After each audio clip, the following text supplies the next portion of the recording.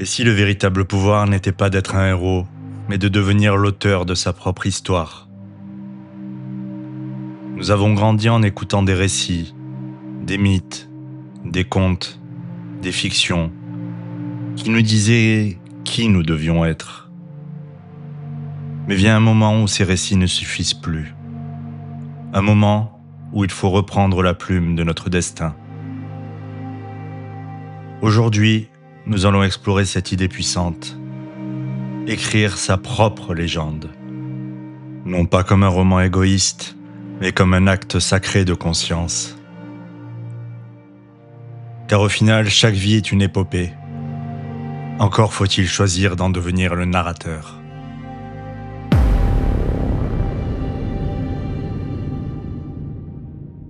Depuis les temps anciens, les mythes ont façonné notre perception du monde.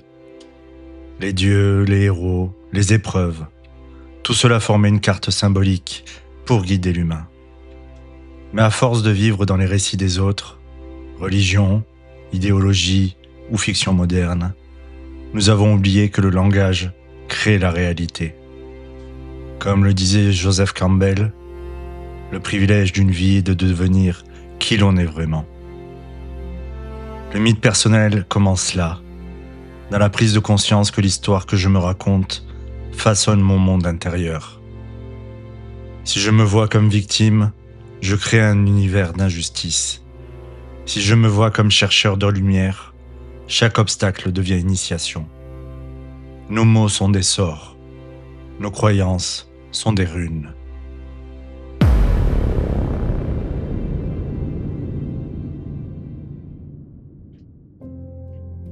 Écrire sa propre légende, c'est d'abord rompre le cycle des répétitions.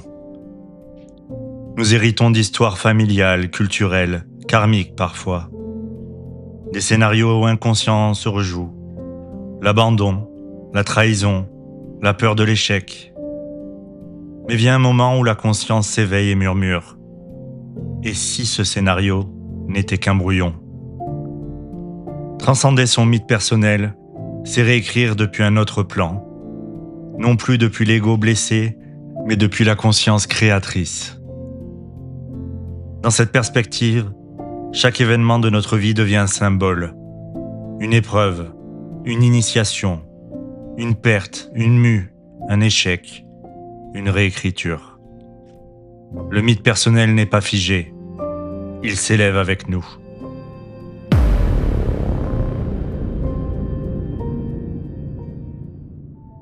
Et quand on cesse de chercher des dieux extérieurs, on découvre le temple intérieur. C'est là que réside la légende personnelle dont parlait Paulo Coelho, cette force mystérieuse qui pousse chaque être vers sa destinée unique. Mais contrairement aux héros classiques, la légende personnelle n'a pas pour but la gloire ou la conquête. Elle vise la transmutation intérieure.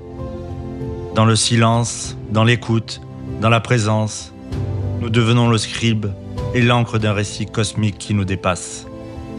La transcendance, c'est peut-être cela. Écrire sans chercher à contrôler. Vivre comme un poème qu'on découvre en marchant.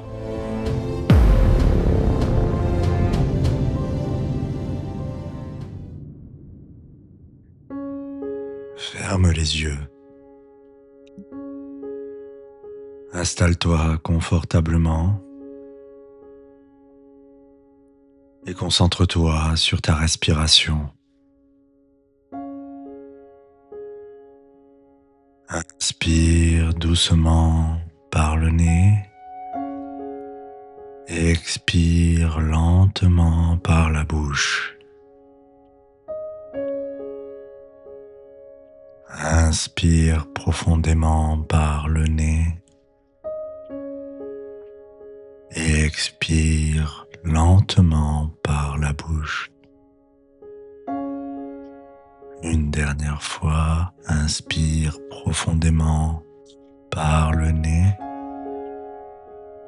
et expire par la bouche. Imagine-toi dans une vaste bibliothèque.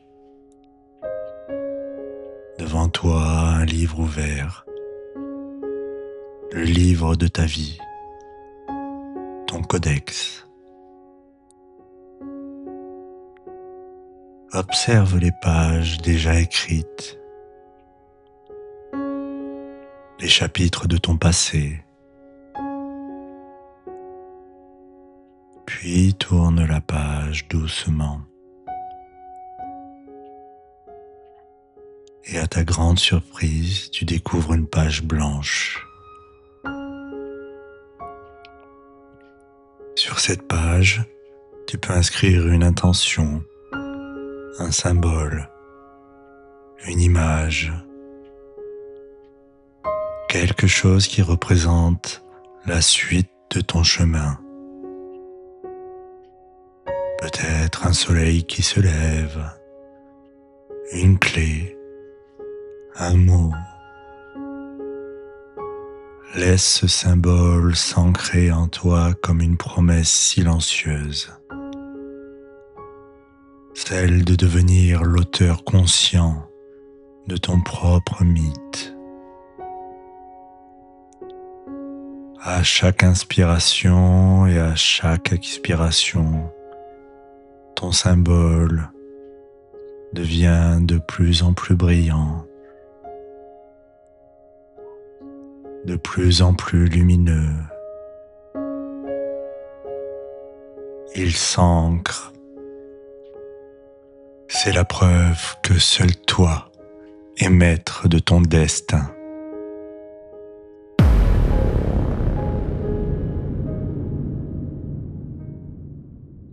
Chaque être humain qui s'éveille et choisit de réécrire son histoire libère une part du monde. Les légendes anciennes nous ont montré la voie. Il est temps maintenant de devenir les nouveaux mythographes de la conscience.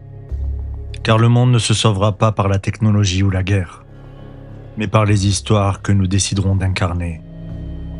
Alors écris, vis, transmets, et souviens-toi, la plus belle des légendes est celle qui s'écrit avec le cœur éveillé.